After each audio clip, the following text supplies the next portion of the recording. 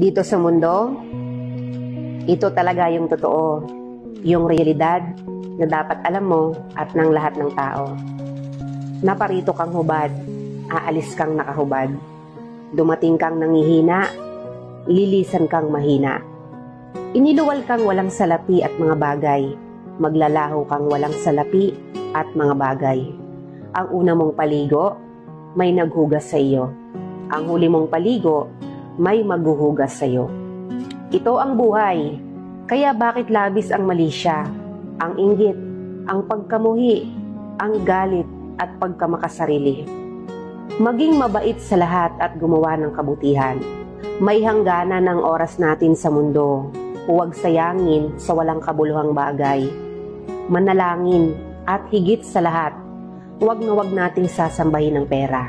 Dahil kahit anong dami ng pera mo o ng ari-arian mo, kapag binawi ng Diyos ang buhay mo, iiwan mo rin yan at hindi mo madadala sa iyong pupuntahan.